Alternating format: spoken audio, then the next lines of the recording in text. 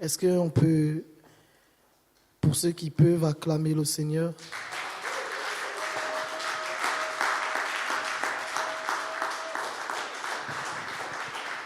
Joël.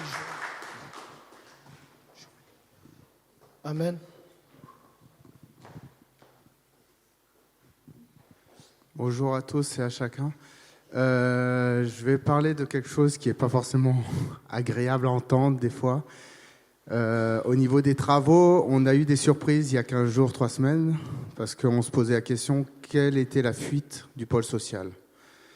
Je suis monté sur le toit, j'ai vu l'ampleur des dégâts, j'en ai parlé avec Marien et Paul, et on a une grande prière, c'est que là on va faire venir un couvreur, parce que ceux qui ont installé le toit avant, donc les tôles sont en très bon état, mais tous les vis, tous les pontours, la gouttière, tout est à refaire. On a des fuites sur tout le long des bâtiments. C'est pour ça qu'on a des fissures sur chaque poteau et qu'on a des fissures partout sur le béton. C'est que l'eau s'infiltre, gonfle le béton avec le gel. Donc, c'est une urgence, il faut prier pour qu'on puisse réparer le toit. Et on a aussi le bas du toit qui n'est pas encore prévu, mais il faut qu'on fasse changer carrément le toit. Le toit, c'est une passoire. C'est ce que nous a dit le couvreur hier. On ne peut pas le faire autrement que de le remplacer. Donc, je vous demande, je sais que c'est beaucoup, je ne vous demande pas une histoire financière, je vous demande de prier vraiment pour qu'on puisse réparer ce toit, pour qu'on puisse que Dieu bénisse cette église.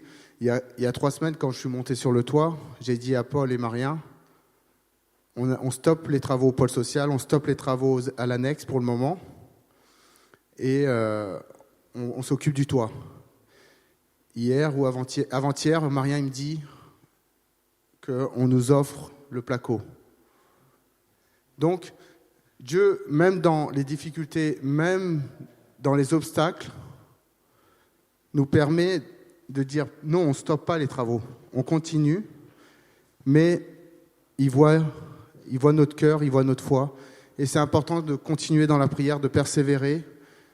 Et voilà, je vous demande, après, si vous voulez avoir un don pour les travaux, faites, mais voilà, la prière est très importante. Voilà. Je vais inviter Marien.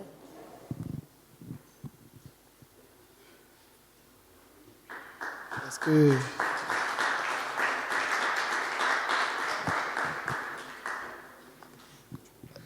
Seigneur, nous te rendons grâce. La Bible dit dans le livre des Actes, je vous recommande à Dieu et à la prière de sa grâce, qui a le pouvoir de vous livrer l'héritage avec tous les sanctifiés. Merci pour ta parole, Seigneur, qui bâtit nos vies, qui nous aide à aller de l'avant. Seigneur, nous croyons que sans ta parole, nous ne pouvons pas aller loin avec toi, alors que nous allons l'écouter. Merci de construire nos vies et que ton nom soit glorifié. Merci parce que nous sommes, Seigneur, ces terres fertiles, nos cœurs, et que nous produisons, Seigneur, des résultats que tu attends de nous, dans le nom de Jésus. Amen. Amen. Amen. Amen. Il y a des gens qui sont cachés au fond. Hein. Merci Maurice pour... Ça, on ne peut plus se louper là. Thank you so much.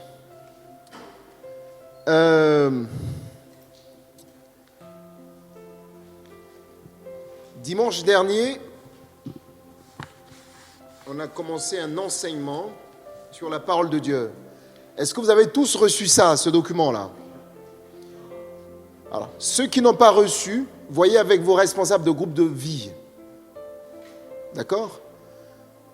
Donc, ceux du groupe de vie de Rouen, voyez avec Saturnin, solo. Il est là à côté. Le mari de Bonne. OK?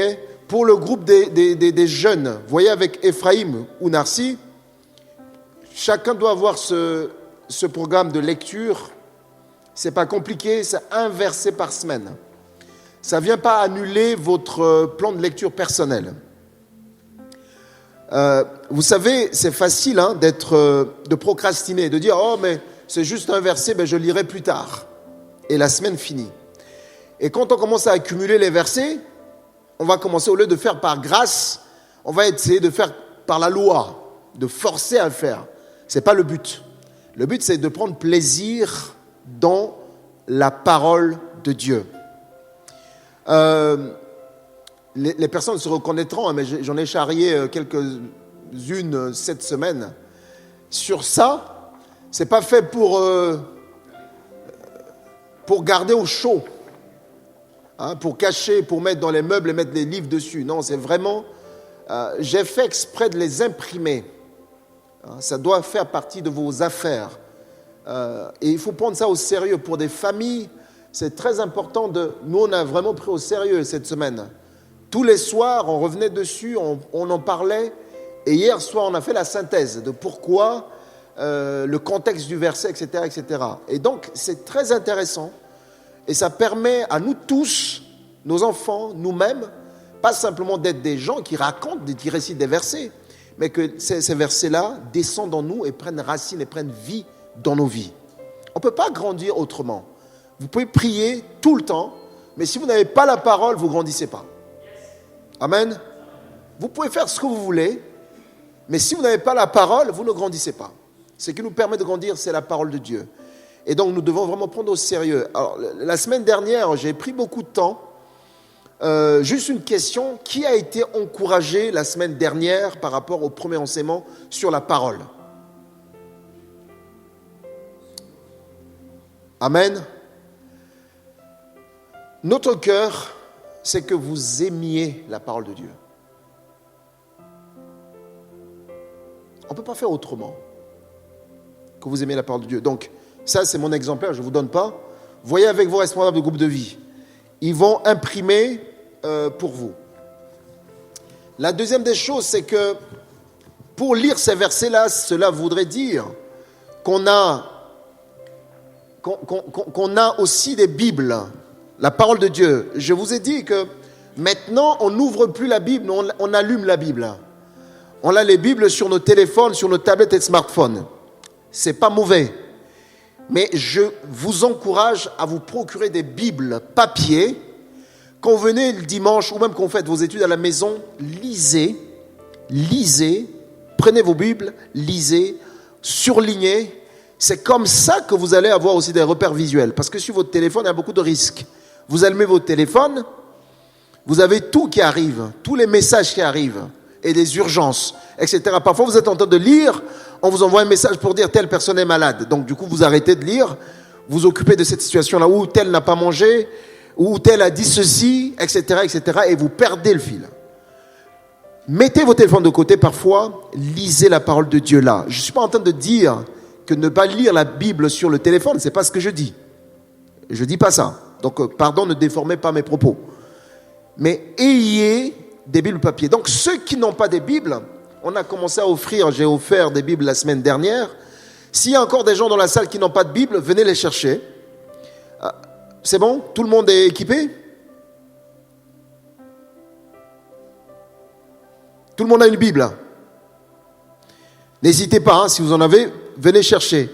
Il y a encore des Bibles en commande. Donc, les responsables de groupe de vie, si vous avez des gens dans votre groupe de vie qui n'ont pas de Bible, venez nous en parler. On mettra des Bibles à votre disposition pour donner. Il est inconcevable que ici personne n'ait une Bible. 1, 2, 3, 4. Jésus a dit, celui qui n'a pas d'épée, qu'il vende son manteau pour en acheter. Donc j'ai dit dimanche dernier, si vous avez beaucoup de chaussures, alors je regarde quelqu'un, si vous avez beaucoup de chaussures, beaucoup de robes, beaucoup de costumes, vendez sur Vinted, achetez des Bibles. Amen. Je ne donnerai pas le nom.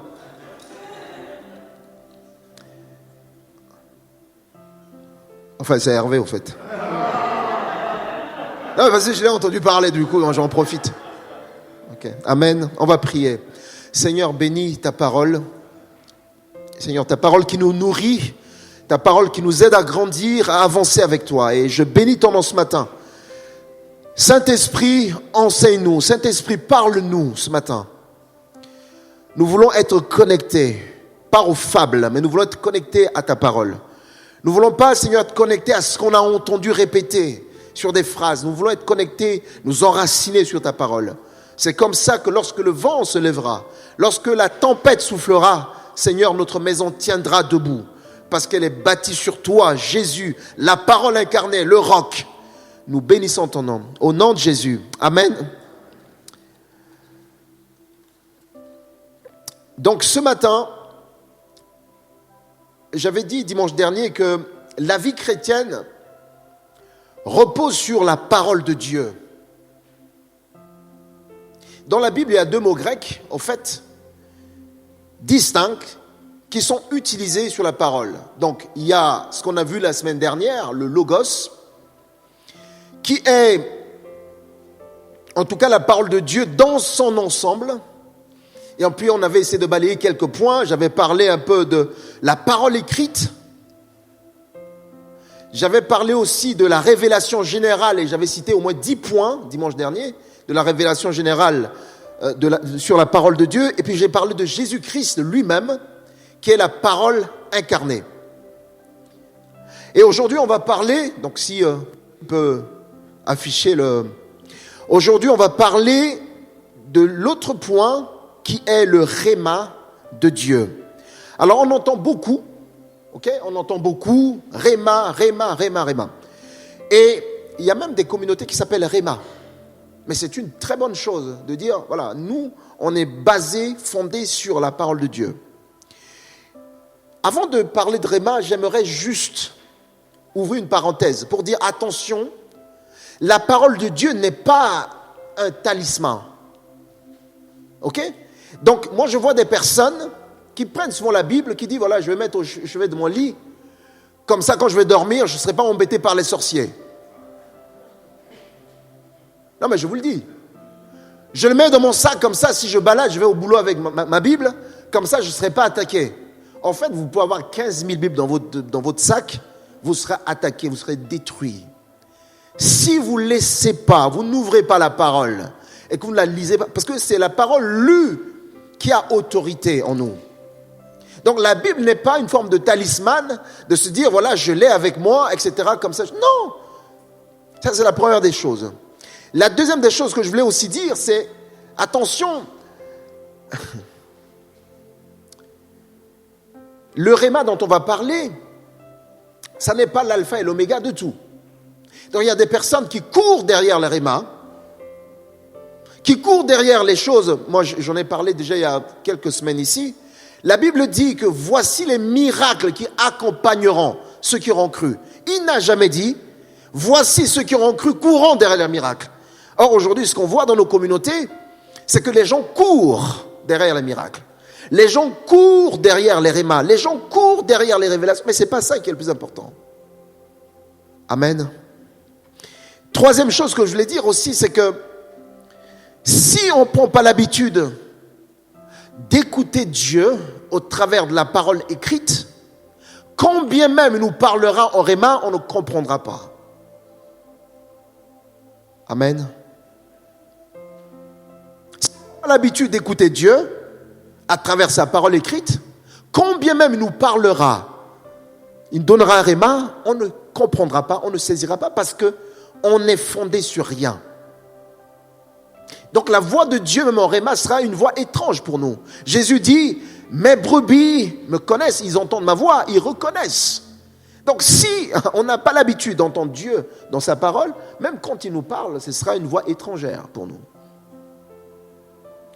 Quatrième chose, et je vais terminer là-dessus sur la parenthèse, c'est que parfois, on en a parlé mardi, la Bible, ce n'est pas non plus de la tombola. J'ai un petit problème, j'ouvre la Bible, je mets le doigt et je dis, Seigneur, qu'est-ce que tu me dis? Dieu, dans sa grâce, permet souvent que ça arrive, mais ce n'est pas une norme. On ne peut pas lire la Bible comme de la tombola. On ouvre, on pointe, et quand la parole nous arrange, on dit, Seigneur nous a parlé. Mais quand tu ouvres et quand tu tombes, la parole te dit, répands-toi, tu le fermes, tu dis, non, ce n'est pas pour moi.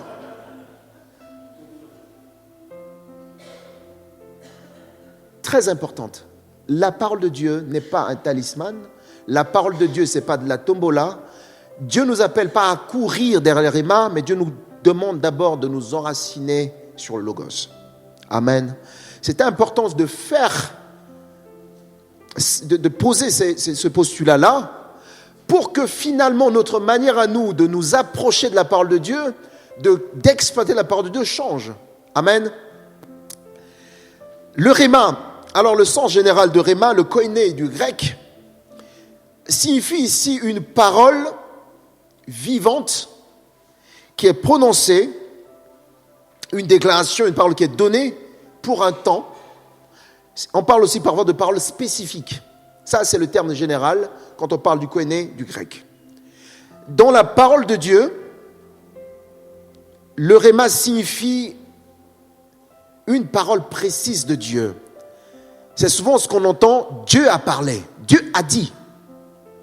Dieu a parlé, le réma. Une parole précise de Dieu. C'est une parole aussi prononcée, parlée, non seulement écrite. Vous allez comprendre pourquoi j'introduis la notion d'écrite dans le réma. C'est un message particulier donné par l'esprit. Un message particulier qui peut être un message personnel. Okay? Dieu te donne une parole personnelle, ou c'est une parole donnée par l'esprit dans un contexte. Je donne un exemple. Il y a des personnes qui ont fait une expérience avec Dieu. Pendant qu'ils étaient en train de préparer quelque chose, le Seigneur leur dit, mais écoutez, prenez une semaine, allez dans telle ville, priez et revenez. Dieu a parlé précisément dans un contexte précis. La personne va, il fait sa retraite une semaine, il revient, le Seigneur l'a tellement parlé, lui a parlé, il revient, les choses se mettent en route et ça se passe bien. Sauf que finalement, au lieu de considérer que c'est un réma particulier, contextuel, il va en faire une doctrine. À chaque fois que Dieu veut t'entendre, il faut quitter la ville. C'est pour ça qu'on voit des gens, parfois, quand ils veulent prier, ils montent à la montagne. Tu ne sais pas pourquoi. Tout le temps sur la montagne pour prier. Parce qu'il y a un contexte que Dieu a donné, que le Seigneur a donné clairement. Il dit, voilà, ceci, c'est dans ce contexte-là qu'il faut le faire. Ceci, c'est dans ce contexte qu'il faut le faire. Sauf que les gens en font une doctrine. Donc, il faut faire attention à ces choses. Le réma ici est donc l'application précise de la révélation divine. Et il tire sa légitimité dans quoi? Dans le logos. Le réma tire sa légitimité dans le logos. Ce qui nous intéresse, c'est que comment est-ce qu'on peut reconnaître un réma authentique? C'est-à-dire que comment on peut reconnaître que Dieu a réellement parlé? Parce qu'il y a beaucoup de choses qui se disent aujourd'hui que Dieu n'a pas dit. Parce que l'être humain a des bonnes intentions, a des bonnes réflexions, etc., etc. Et parfois, on peut dire, le Seigneur m'a dit, alors t'as pas dit. J'ai fait rigoler les jeunes la dernière fois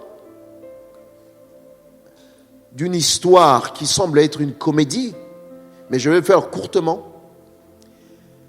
Donc il y a une jeune dame dans l'église qui a vu un nouveau jeune homme arriver au sein de l'église et qui est parti voir son pasteur pour dire, mais ce jeune-là, il me plaît vraiment. Donc le dimanche, fais en sorte qu'il y a de l'esprit, il y a un mouvement du Saint-Esprit et tu diras que le Saint-Esprit a parlé. Le pasteur dit, il n'y a pas de problème, je vais arranger le coup. Et il dit, pendant que moi je serai au micro en train de dire, le Saint-Esprit est en train d'agir, toi tu iras voir la personne, etc. Donc, le truc s'est bien passé, etc. Et le dimanche, le pasteur commence à chanter juste le chant du Saint-Esprit est là et la fille... Et le pasteur dit, Saint-Esprit parle. Et la sœur dit, oui, le Seigneur m'a dit que l'homme sur lequel je veux m'asseoir sur le genou, ce sera mon mari. Mais elle sait là où s'assoit ce nouveau jeune homme. Hein. Puis elle est... Poup, poup, et le pasteur insiste. Saint-Esprit parle. Et la dame, les yeux fermés, il s'approchait. Et pendant qu'il était prêt, ce jeune homme a reçu un coup de fil, il est sorti. Il est sorti, et puis il y a un fou qui est rentré. Comme il y avait une place vide. Et le pasteur voyait le danger. Le pasteur criait, Saint-Esprit, ouvre les yeux. Et là, la dame a continué. Ouvre les yeux. Elle est partie s'asseoir. Et quand elle a ouvert les yeux, elle dit, non, mais le Seigneur ne m'a pas parlé. Le pasteur dit, ce que le Seigneur a fait, il a fait. Tu l'épouseras. C'est une comédie, mais qui a tout son sens. Il y a beaucoup de choses, parfois qu'on dit dans des communautés, au nom de Dieu, alors que Dieu n'a pas parlé. Et donc, en tant qu'enfant de Dieu, nous avons besoin de discerner qu'est-ce qu'un réma authentique. Pour discerner si un réma est réellement de Dieu, il est important de l'éprouver avec les 7 principes bibliques. Il y a des 7 principes bibliques. Premier principe, c'est que le réma ne contredit jamais le logos. Amen. Le réma de Dieu ne contredit jamais la parole de Dieu, le logos. Et c'est la règle d'or du discernement. Car le Saint-Esprit ne se contredit jamais lui-même. Parfois on lit les textes, on a l'impression que Dieu s'est contredit, mais Dieu ne se contredit pas. Amen. Si la parole reçue ou la parole qu'on t'a donnée contredit les Écritures, excuse le péché, pousse à l'orgueil, pousse à la peur ou à la manipulation, ou nie même le principe biblique fondamental, alors on peut dire c'est tout sauf un réma de Dieu. Et on peut dire que Dieu n'a pas parlé. On va faire 2 lectures. Dans Deutéronome chapitre 13, versets 1 à 5. Deutéronome chapitre 13, versets 1 à 5.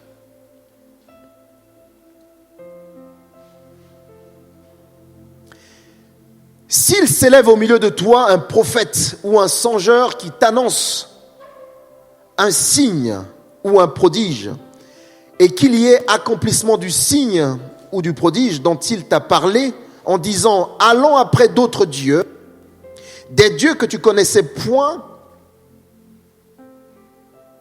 et servons-les.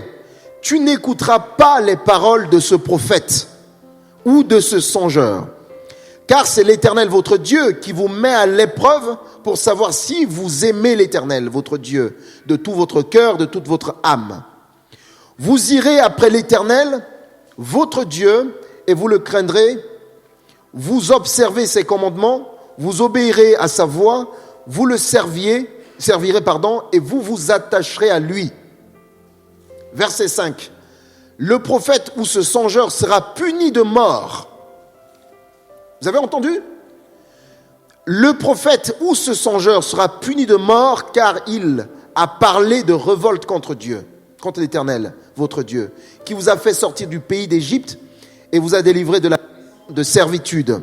Et il a voulu te détourner de la voie dans laquelle l'Éternel, ton Dieu, t'a ordonné de marcher. Tu ôteras ainsi le mal du milieu de toi. Amen. Dieu ne rigole pas avec ça. Donc, attention à tout ce que Dieu a dit. Si ce que Dieu dit crée chez toi la peur, crée chez toi l'angoisse, crée chez toi une forme de manipulation, attention, Dieu n'a pas parlé. Aujourd'hui, la saine doctrine n'est pas prêchée, parce qu'il y a beaucoup de manipulations, il y a beaucoup de choses. On essaye de rendre, comme je l'ai dit la dernière fois, on essaie de rendre l'évangile joli. Mais lorsqu'un réma est donné et qui contredit la parole de Dieu, alors il faut faire gaffe, il faut refuser. au nom de Jésus. Et si Dieu veut te parler, il te confirmera lui-même. Deuxième lecture, Galates chapitre 1, versets 8 à 9. Paul se plaint ici et s'étonne de l'inconstance des Galates qui, entraînés par des faux docteurs, s'éloignent de l'évangile pur. Alors, qui dit faux docteurs, dit faux enseignements, dit aussi fausse prophétie, dit aussi faux réma. C'est bon? Le texte dit, mais quand un ange du ciel annoncerait un autre évangile que celui que nous avons prêché, qu'il soit anathème, c'est-à-dire qu'il soit maudit, qu'il soit excommunié. Nous l'avons dit précédemment, et je le répète à cette heure, si quelqu'un vous annonce un autre évangile que celui que vous avez reçu, qu'il soit anathème, qu'il soit banni. Paul non plus ne rigole pas. Moïse n'a pas rigolé dans Deutéronome, et Paul dans le Nouveau Testament ne rigole pas. Que celui-là soit banni, soit excommunié. Parce que le cœur de Dieu, vous comprenez, c'est... Dieu est jaloux de ses enfants. Dieu est jaloux de ses enfants parce que Jésus a payé à un prix très fort. Et donc il ne supporte pas que les gens se lèvent, des loups se lèvent pour entraîner ces brebis dans des directions qui ne sont pas les directions de Dieu. Voilà pourquoi l'évangile, ce n'est pas un évangile de spectacle. L'évangile, c'est sérieux. C'est la nourriture. Je veux dire, j'ai jamais vu quelqu'un qui a cuisiné, une fois qu'il a fini de manger, il dresse la table. Au lieu de manger, il commence à danser autour. Et à la fin, une fois qu'il a fini de danser, il est rassasié, il va se coucher. J'ai jamais vu ça. L'évangile, ce n'est pas un évangile de spectacle, mais c'est sérieux. Et pour justement comprendre ce genre de choses, on a besoin de lire la parole de Dieu, on a besoin de comprendre la volonté de Dieu. Et si on comprend la volonté de Dieu, parce qu'on a des clés que Dieu nous donne dans sa parole, alors le Saint-Esprit nous révélera. Voilà pourquoi Jésus dit, ne méprisez pas les esprits, mais discernez-les. Mais comment vous pouvez les discerner? On peut discerner à travers de la parole de Dieu. Parce que le réma ne contredit jamais le logos. Amen. Je vais vous donner un exemple concret. Ici, dans Jérémie 28, par exemple, je vous demanderai de lire tout le chapitre de Jérémie 28. Vous allez vous rendre compte de cela. Au fait, le faux prophète Anania, le prophète de Gabaon, un jour il vient donner une parole prophétique, mais qui est totalement en antipode de ce que Dieu a déjà dit dans la bouche des autres prophètes. Il a dit, mais vous allez voir, il a pris le joug au cou de Jérémie, il l'a brisé, il dit, bientôt Dieu va briser Babylone, va briser tout ça. Dans 2 ans, vous allez rentrer, tout va être bien, nickel, tout va être super, etc. Et Jérémie dit, mais sois béni. C'est tout ce qu'on aimerait que ça arrive, mais tous les prophètes qui sont passés avant nous, on dit telle chose, la parole de l'Éternel. Jusqu'à aujourd'hui, le Seigneur me parle comme ça aussi. Mais ton histoire, c'est une fausse prophétie. C'est vraiment une fausse prophétie. Et il lui a résisté parce que ce réma-là était contraire au logos, à la parole de Dieu. Et ce qui s'est passé, c'est que Jérémie va lui dire de la parole de l'Éternel, comme tu as fait ceci, tu vas mourir. Et dans l'année, Anania, le prophète de Gabaon, est décédé. Amen. Ce n'est pas une blague. Et Jérémie a tenu. Jérémie a résisté. Parce que Jérémie dit, non mais le Seigneur ne se contredit pas. Ce que tu viens de dire, tu veux arranger le peuple. Tu veux faire en sorte que voilà, le peuple oublie ce que Dieu a dit dans sa parole. Mais ça ne va pas se passer comme ça. Mais toi, tu mourras. Tu seras ôté du milieu du peuple. Tu disparaîtras. Et dans l'année qui a suivi, Anania décède. Dans 1 Roi chapitre 13, il y a une histoire aussi bizarre comme ça, où il y a un vieux prophète et un jeune prophète. Dieu envoie ce jeune prophète-là, et ce jeune prophète, on l'appelle l'homme de Dieu. Donc il arrive il donne une parole au roi de l'époque, c'est pour ça Ézéchias, etc. Il donne la parole. Il dit, voilà ce que Dieu a dit qui va arriver. Et pendant que le roi commençait à dire, attrapez-le, il fait attraper-le, la main du roi est restée raide. Et tout ce que Dieu a dit s'est manifesté. Sauf que Dieu lui a dit, tu ne dois pas manger dans la ville, tu dois ni boire, tu dois pas manger dans la ville et partir. Et le roi l'a invité, viens manger avec moi. Il dit, non, je ne peux pas manger avec toi, etc. Dieu m'a interdit de manger ici, etc. Et comme il partait, il y avait un vieux prophète dans la ville qui a entendu l'histoire et qui savait que c'était un homme de Dieu. Il a dit à ses enfants, scellez-moi le cheval, je vais aller le chercher. Donc il allait le chercher, il dit, mais viens chez moi, viens manger chez moi. Et il lui a dit, mais non, tu sais, Dieu m'a interdit de manger ni de boire ici. Et ce vieux prophète lui a dit, non, le Seigneur vient de me confirmer là à l'instant. Le Seigneur m'a parlé, les anges m'ont parlé, que tu dois venir manger chez moi. Et lui, il a cédé. Il est venu manger. Et pendant qu'il est en train de manger, Dieu saisit le vieux prophète pour dire, ce monsieur a désobéi à ce que je lui ai dit, il a désobéi au Logos, alors il mourra. Quand il s'est levé pour partir, il s'est fait attaquer par un lion, tué par le lion. Et c'est spectaculaire parce que son cadavre est resté au sol, il y avait son âne à côté, il y avait le lion de l'autre côté. Le lion n'avait pas dévoré l'âne, le lion n'avait pas dévoré son cadavre, et le vieux prophète est venu le chercher pour l'enterrer. Amen.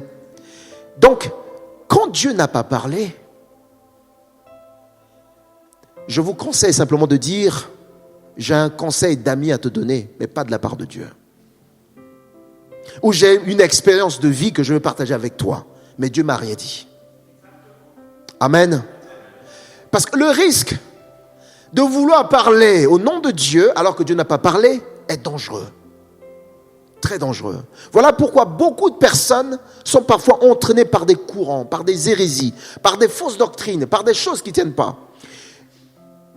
Des gens sont manipulés. Il y a même des églises qui disent, tu viens chez nous, tu vas te trouver un mari, tu vas te marier. Ah, le Seigneur a dit, toi, tu vas te marier avec tel. 20 ans, ils ne sont pas mariés. Ils deviennent furieux.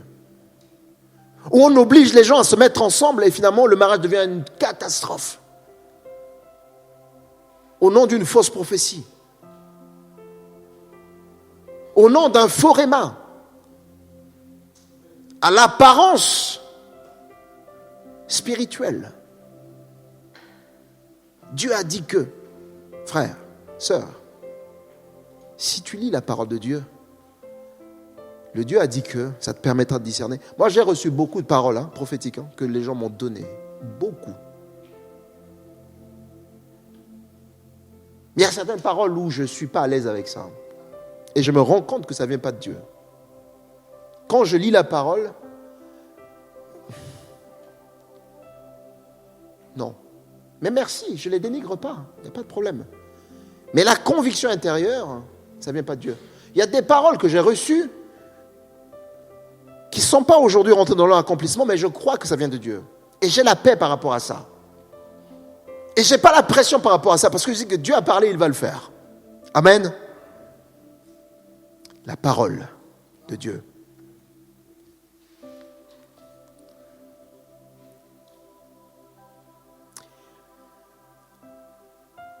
Deuxième principe, un schéma produit la paix. Même si la parole reçue est parfois exigeante ou relève un peu de challenge. Mais tu as une paix au fond de toi. Parce que la Bible dit, Jésus dit que je vous donne ma paix, je vous laisse ma paix. Je ne peux pas comprendre pourquoi Dieu te donne une parole et cette parole vient enlever la paix qu'il t'a donnée. La Bible dit que Dieu ne se répand pas de ses dons. Donc, s'il te donne la paix, il ne va pas reprendre cette parole, cette paix-là pour donner quelque chose à la place. Parfois, il y a des paroles qu'on reçoit qui sont des paroles difficiles, qui sont des paroles exigeantes. Par exemple, si on te demande, parfois le Seigneur te parle de quitter un travail, de quitter ton travail. Waouh!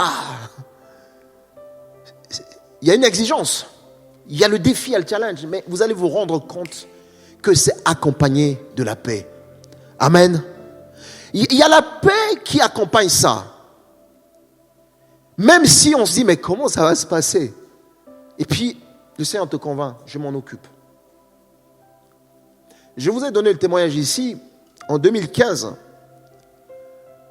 alors que mon pays, la République centrafricaine, était en pleine guerre. Ça tirait de partout, même dans la capitale, c'était difficile que les gens circulent. Et c'est à ce moment-là que Dieu va me mettre à cœur d'aller en Centrafrique, d'aller prêcher l'évangile. Donc j'ai prié, j'avais la conviction. Et puis j'avais partagé autour de moi. Je suis allé à la pastorale à Grenoble, il y avait beaucoup de pasteurs, etc. Et tout le monde m'a dit de ne pas y aller. Qu'ils avaient la conviction que ce n'était pas le bon moment, que c'était encore risqué, il fallait aller l'année d'après. J'ai entendu. Mais le Seigneur m'a dit, non, tu vas y aller. J'avais pas peur des balles qui sifflaient là-bas. Parce que, oui, il y avait un défi. Je me dis, mais il y a la guerre. Et puis, je venais à peine de me fiancer. Donc, le risque que je tombe sur le champ de bataille sans...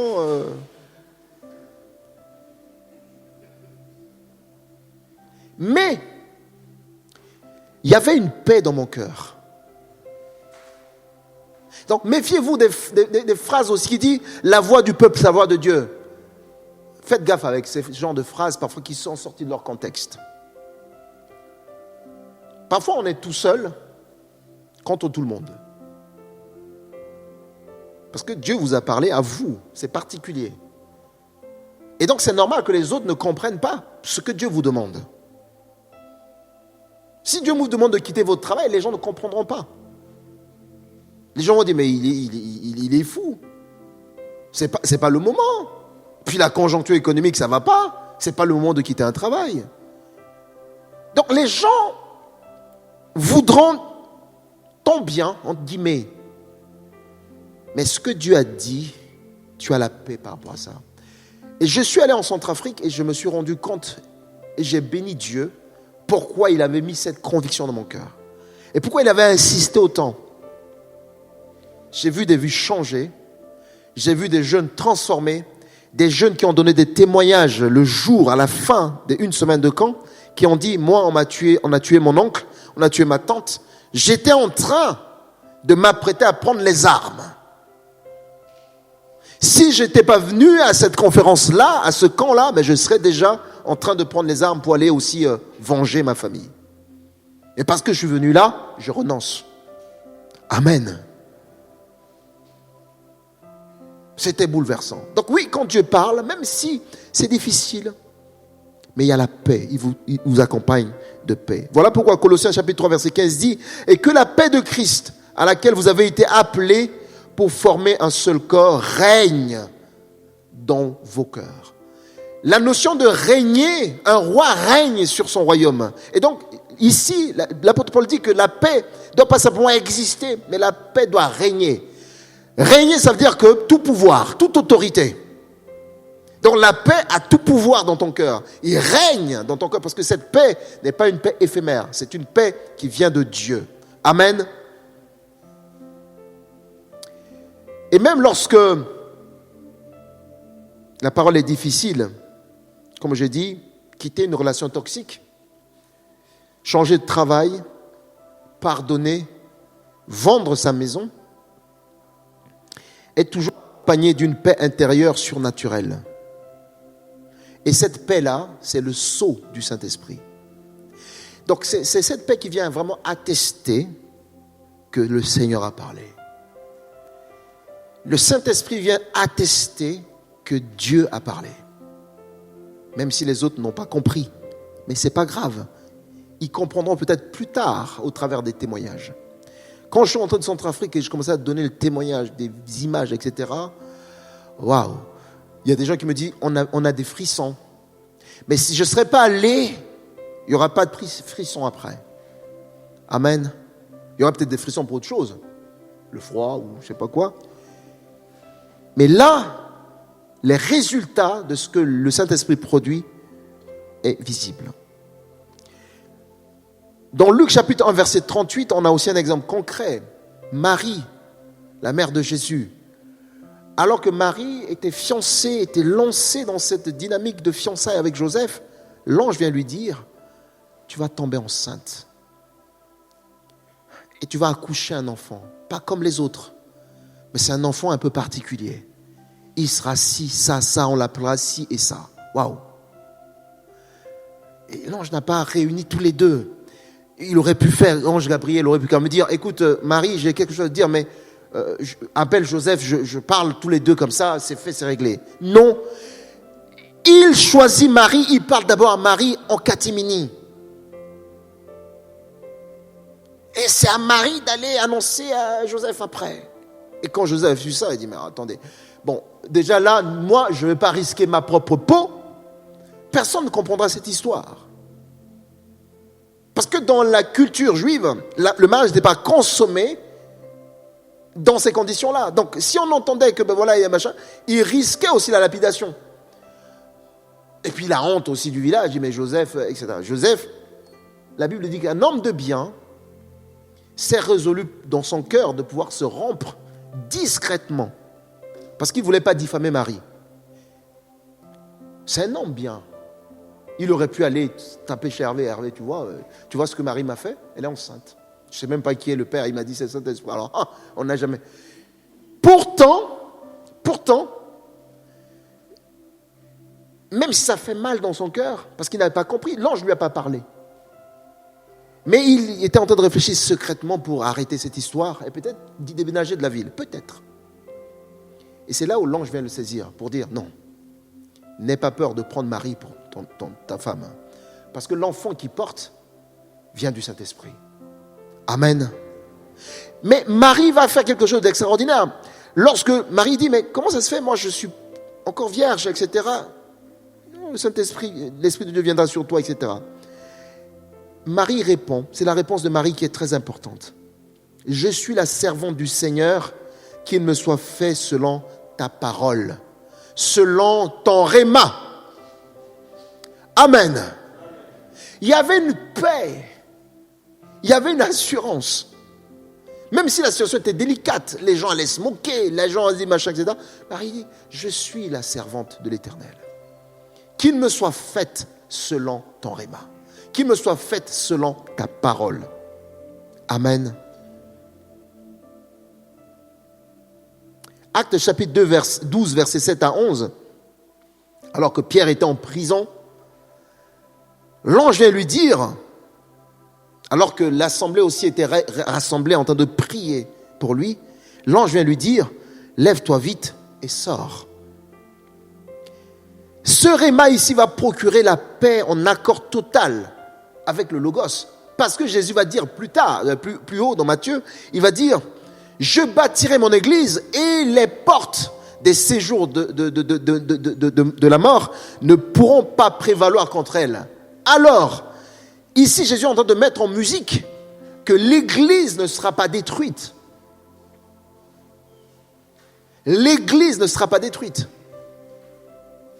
Amen. Donc ce réma de dire à Pierre, sors, pars, c'est aussi la confirmation du fait que l'église primitive venait de démarrer. Et donc, on ne voulait pas arrêter cette vision-là de dire, voilà, tous les chrétiens sont en prison et c'est fini.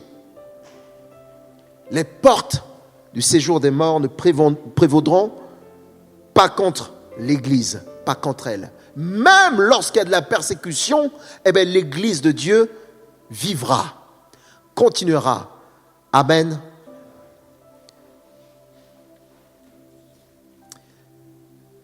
Un vrai réma s'accompagne de la conviction, pas de confusion. Il faut savoir que Dieu est là pour convaincre nos cœurs par le Saint-Esprit et par sa parole. Ça, c'est le job de Dieu. Il est là pour nous convaincre par sa parole, par le Saint-Esprit. Le diable est là, avec ses démons, pour nous accuser, pour nous condamner, pour nous faire culpabiliser. Et la chair, parce qu'il ne faut pas oublier la chair, notre chair est là aussi dans l'hésitation et dans la rationalité. Alors que Dieu nous convainc par sa parole et le Saint-Esprit, Le diable nous condamne, nous culpabilise, nous accuse, et notre chair commence à rationaliser. Est-ce que c'est vrai? Si c'est... Vous venez voir quelqu'un qui a les bras, les jambes cassées, plâtrées. Le Seigneur te met à cœur maintenant de lui dire, frère, lève-toi et marche. Il se lève, il marche. Mais si la chair commence à dire, mais dis donc, mon médecin m'a dit que je pourrais poser le pied au sol qu'après 3 semaines. Mais il me dit ça, et c'est hier qu'on a plâtré, etc. J'hésite. Le fait d'hésiter, tu ne feras jamais cette expérience. Tu resteras avec tes plâtres. Même si tu es guéri, tes plâtres seront là. Tant que tu ne poseras pas les pieds au sol, tu ne sauras pas que ce réma a pris vie dans ta vie. Amen. Romains 4, 23. C'est beaucoup plus cohérent. Donc il dit, mais ce n'est pas à cause de lui seul qu'il est écrit que cela lui fut imputé.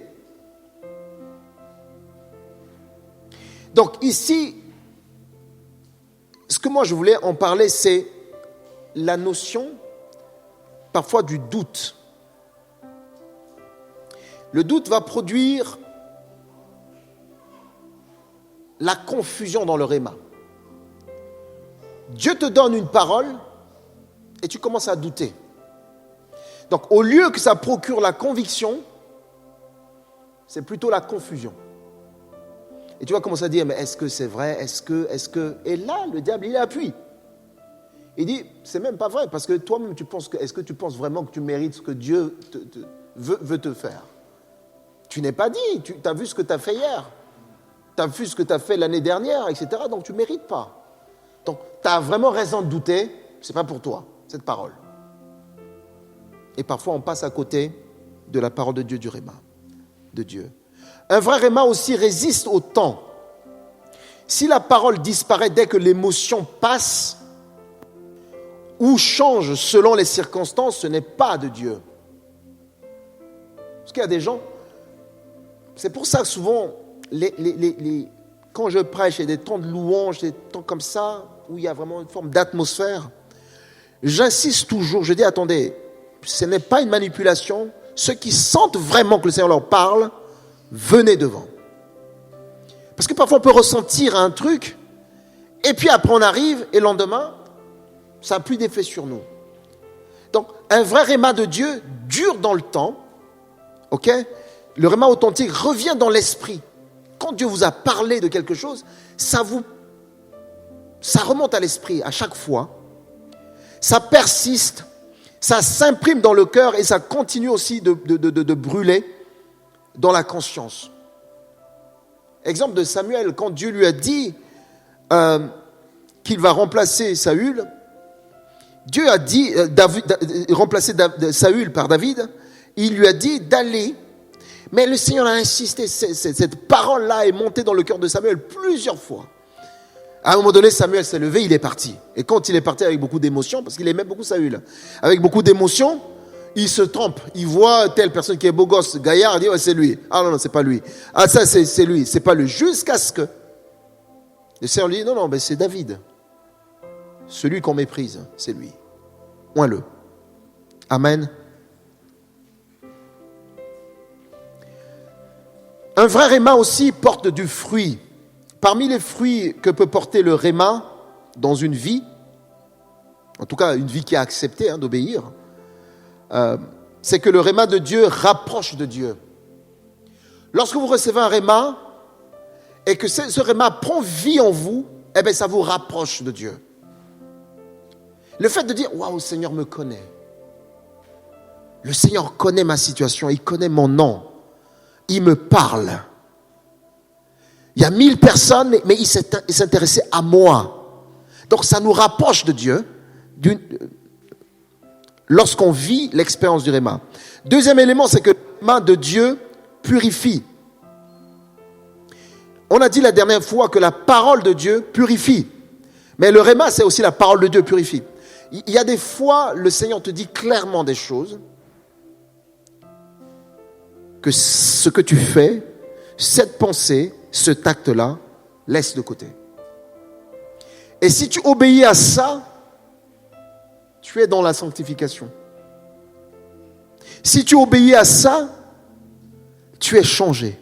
Si tu obéis à ça, tu es transformé. Le réma de Dieu encourage. Parfois, tu vis quelque chose tout seul chez toi. Personne n'est au courant. La souffrance, les difficultés, etc. Tu viens à l'église. Tu fais semblant de sourire à tout le monde parce que tu es gentil, tu es bien élevé, tu es bien éduqué. Et pendant que tu es en train de prier, ou même tu n'as pas la force de prier, tu entends une sœur derrière toi qui prie et que tu as l'impression que le Seigneur te parle directement. Tu dis waouh! Et tu es encouragé. Et tu peux continuer ta journée comme ça. Tu dis Seigneur, tu m'as encouragé.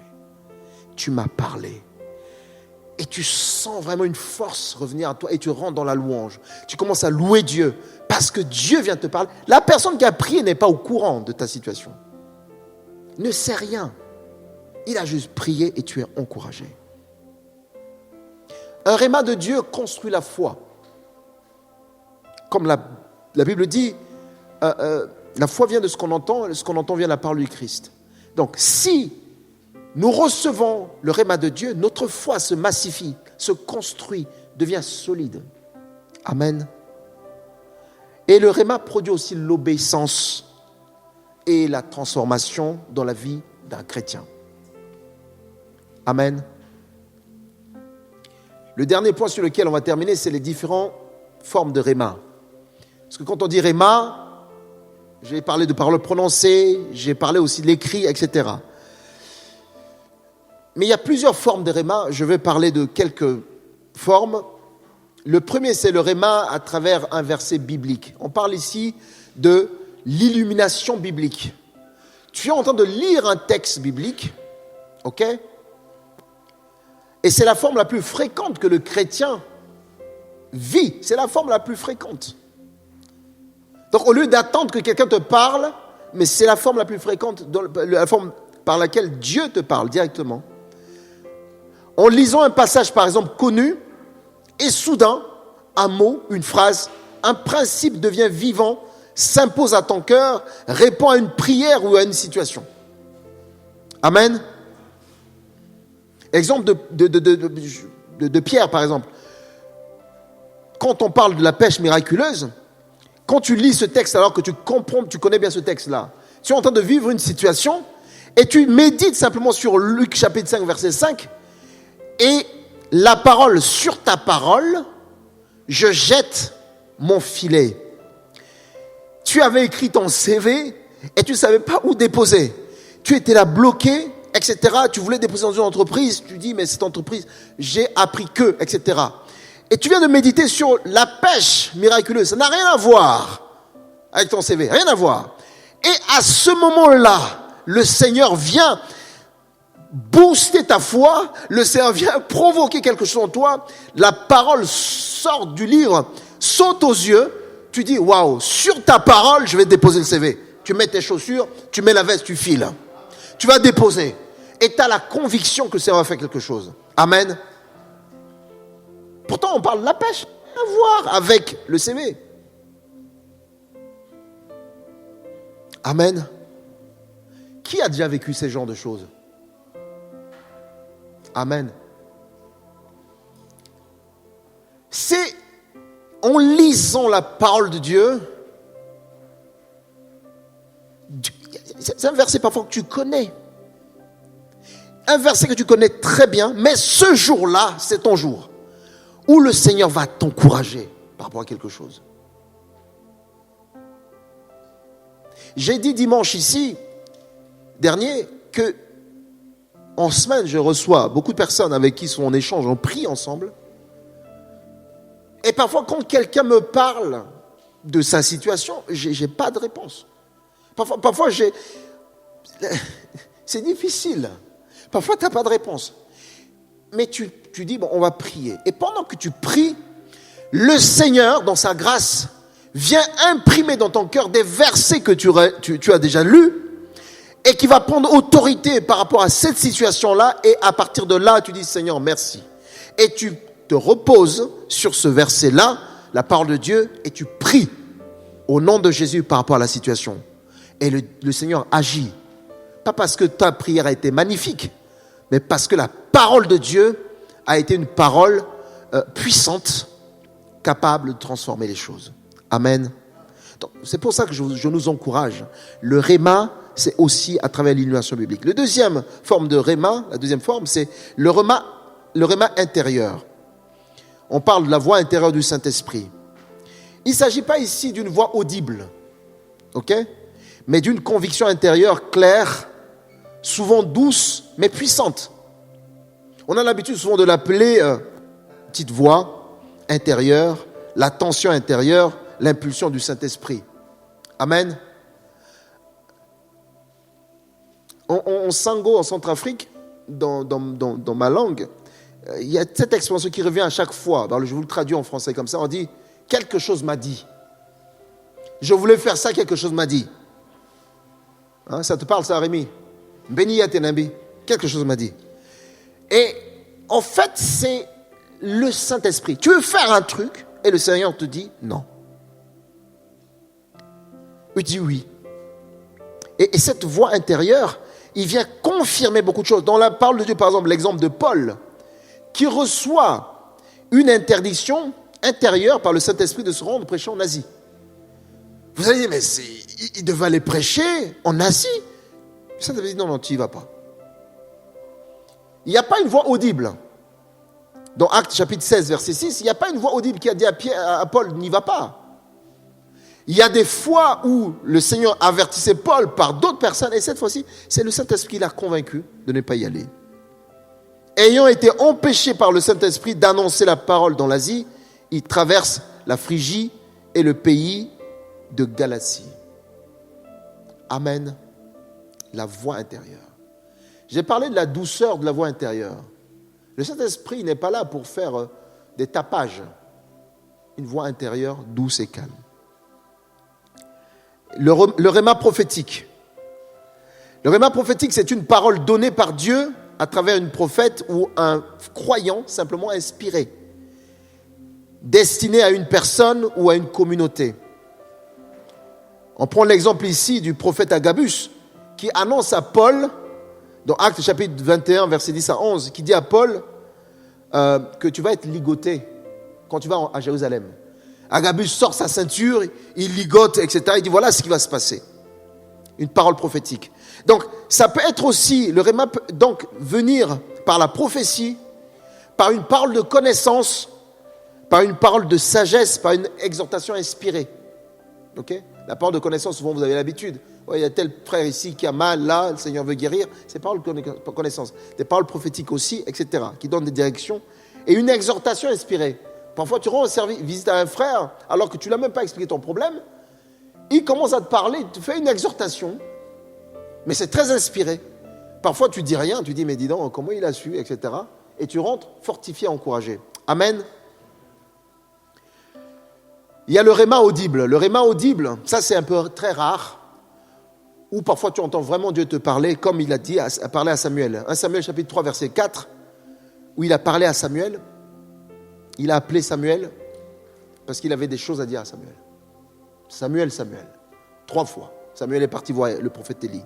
Et la 3e fois, Élie lui dit, mais si c'est on te dit, tu dis, parle, car ton serviteur écoute. Amen. Paul aussi a fait l'expérience, l'apôtre Paul a écouté Jésus audiblement quand il allait à Damas pour persécuter les chrétiens. Jésus lui est apparu. Jésus dit, Saul, Saul, Saul, pourquoi me persécutes-tu? Waouh! C'est fort, hein? Mais c'est qui?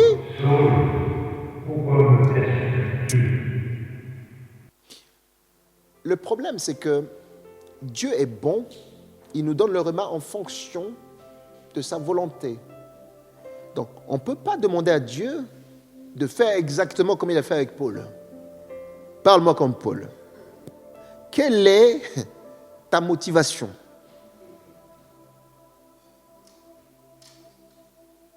Quelle est ta motivation? Le réma par circonstances orchestrées. Dieu parle aussi à travers des situations qu'il aligne. Une porte qui s'ouvre, une porte qui ferme. Mais quand la porte s'ouvre, on y rentre avec la paix quand elle se ferme, on l'accepte avec la paix. Mais lorsqu'une porte se ferme et qu'on n'a pas la paix, on s'irrite, on s'énerve, il faut se poser des questions. Ou si une porte s'ouvre et qu'on rentre avec la peur au ventre, il faut se poser des questions. Amen. Tous ces éléments, on peut les développer tranquillement dans le groupe de vie. J'essaie d'aller un peu vite. Un rendez-vous divin, par exemple, dans les circonstances orchestrées. Tu pries depuis longtemps, tu dis Seigneur, donne-moi un mari, donne-moi une épouse. Et puis tu vas au supermarché. Pourquoi vous rigolez? Tu vas au supermarché. Dans des endroits improbables, parce qu'on est chrétien, on aime Dieu, donc ouais, c'est l'église, Seigneur, etc. Non, tu vas au supermarché pour faire tes courses comme tout le monde. Pendant que tu arrives à la caisse, pendant que tu déposes tes marchandises sur la caisse, le Seigneur dit lève la tête. Tu lèves la tête et il y a une belle dame juste dans la caisse voisine qui pose aussi son truc et les yeux se croisent. Oh.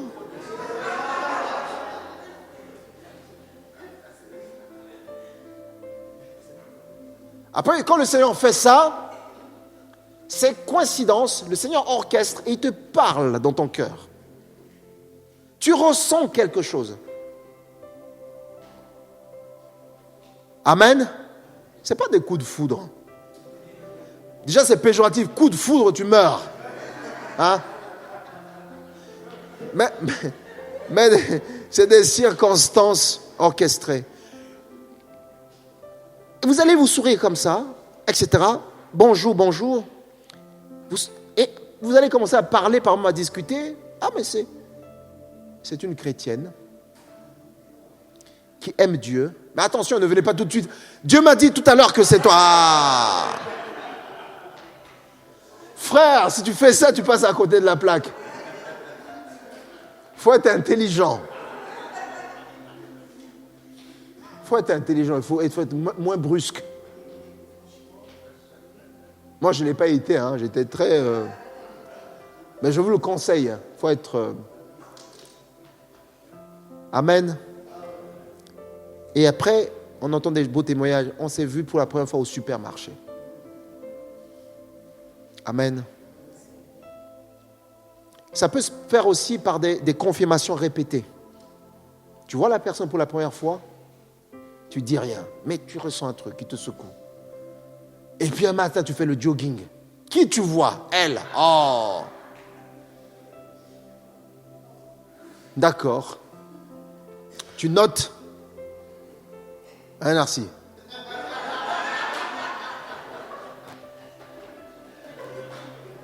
Faut te mettre au jogging, hein? Amen.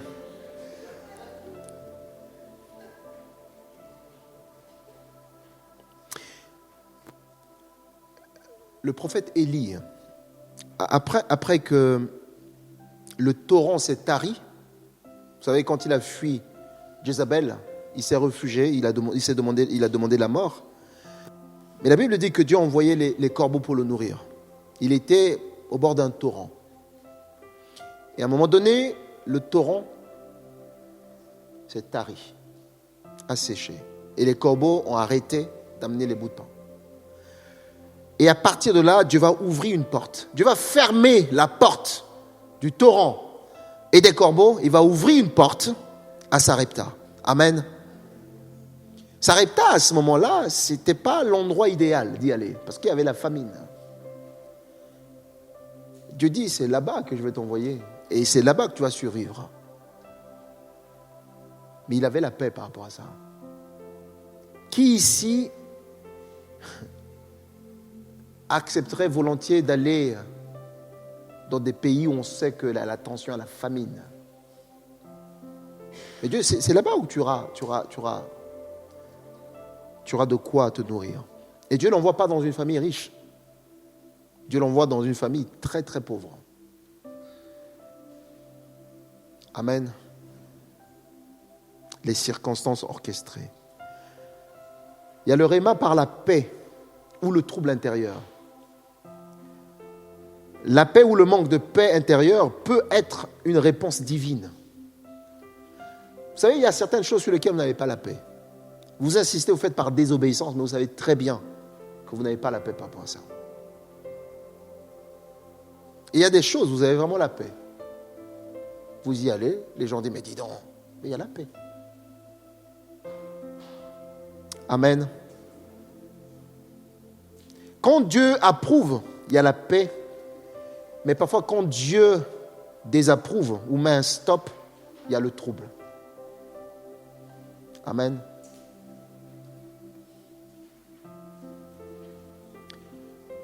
Le réma, par une révélation soudaine de compréhension.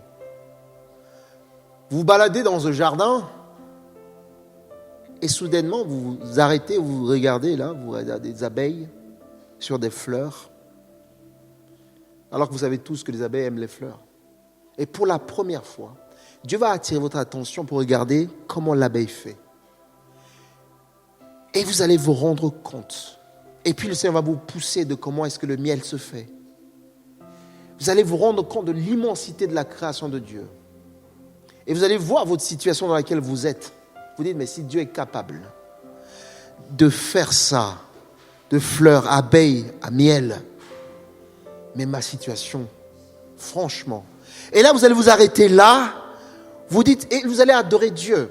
Et Dieu vous a parlé. Et c'est une révélation soudaine. Amen. Ça peut être des mystères, ça peut être une situation inversée, une stratégie spirituelle. Ce que Joël disait tout à l'heure pour les travaux. Ce jeudi, j'allais à Lyon, et je m'arrête là, j'allais à Lyon, donc un ami m'a demandé de déposer à Lyon. Alors Joël nous a alertés par rapport au toit, et il dit, c'est catastrophique, etc. Et les gens, ils ont vu, ils y avaient vraiment, etc. Joël dit, voilà, ce serait sage d'arrêter les travaux de l'annexe pour finir ça. Et cet ami me dit, accompagne-moi à Lyon, il prend l'avion. Je dis, ok, je t'accompagne. Donc je l'amène à Lyon. Je dépose à Lyon. Et il m'a dit, en fait, dans la voiture, j'avais acheté des choses dans un magasin de bricolage. Si tu penses que tu as le temps, tu peux me les ramener, etc. parce que j'en ai de trop. Mais je ne t'oblige pas, sinon je reviendrai le faire. En rentrant, je dis, je vais quand même y aller. Donc j'arrive dans ce magasin de bricolage, je sors les affaires, je rentre juste à la caisse, qui je vois? Le directeur du magasin avec qui on a déjà échangé une fois. Il me voit, monsieur Kouvumbo, est-ce que vous avez quelques minutes, là, venez dans mon bureau. Donc on vient discuter, il me dit, pour les travaux chez vous, comment ça se fait, etc. J'ai dit, voilà, aujourd'hui on a raillé, on n'a pas de placo, etc. Ok, au fait, il y a des placos qui sont parfois un tout petit peu abîmés, qu'on donne, etc. Mais on va vous les donner. Amen. Donc on va voir les placos pour faire l'annexe. Et je sors, j'appelle l'ami, je dis, écoute, mais il était dans l'avion, et l'avion allait décoller. Donc, je dis, mais voilà, j'ai déposé tes affaires, et puis on m'a remboursé, etc. Donc je te donnerai... Il me dit, mais c'était bien, parce que j'ai pu discuter avec le directeur pour un projet qu'on avait. Il me dit, mais c'est quel projet? Je dis, à l'église, on a des rails, etc. On veut faire des placos. Il me dit, mais est-ce que tu as acheté déjà tout ce qui est laine de verre? Je lui dis, je n'ai pas acheté. Il dit, n'achète rien. J'ai 10 rouleaux de plus chez moi. Je vous le donne. Amen.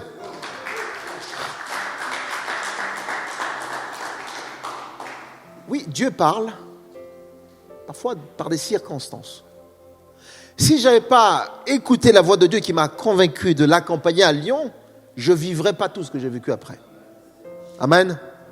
Le Seigneur m'a convaincu de l'accompagner. Sans calculer quoi derrière. Je l'ai juste accompagné.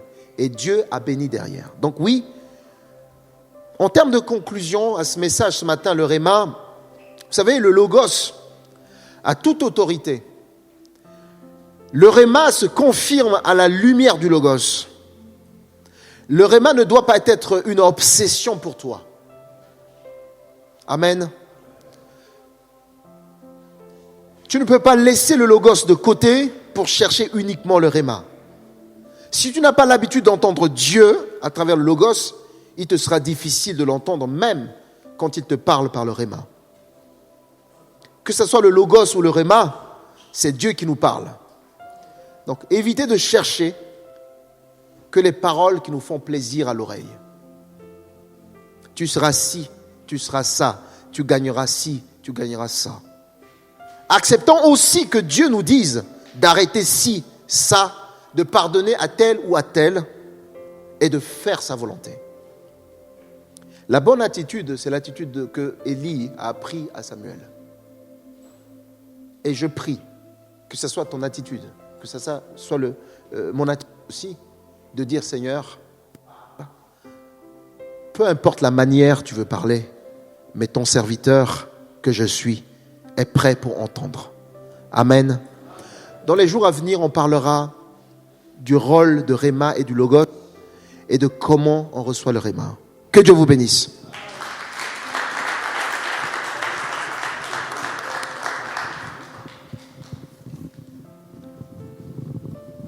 Amen. On arrive au terme de notre culte. Je nous prie de bien vouloir assister aux réunions de groupe de vie. C'est très important. Et j'aimerais que nous puissions aussi nous lever. On va prier, c'est la fin du culte.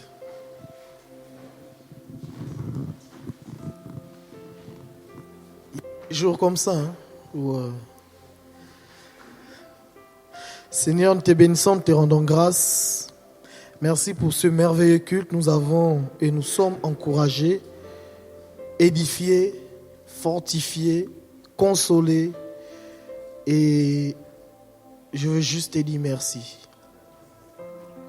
Merci aussi pour cette belle semaine qui commence. Cette semaine de victoire, une semaine de grâce, de paix. Une semaine, Seigneur, où tu manifestes ta faveur dans nos vies. Seigneur, nous nous attendons à toi et que dans nos vies, ton nom, le nom de Jésus, la Bible dit que le nom de Jésus a été souverainement élevé au-dessus de tous les noms, par lequel tout genou fléchit et toute langue confesse qu'il est Seigneur. Saint-Esprit, merci de glorifier ce nom dans nos vies. Que l'on sache que le nom de Jésus parle encore aujourd'hui. La Bible dit qu'il est allé dans les dominations. Il les a dépouillés, mis en spectacle. L'acte dont les ordonnances nous condamnaient, il les a cloués à la croix. C'est pourquoi nous marchons en tant que justifiés, en tant que justes dans cette vie. Nous reviendrons en ces lieux avec des témoignages à l'honneur de notre Dieu. Notre semaine est bénie dans le nom de Jésus. Amen.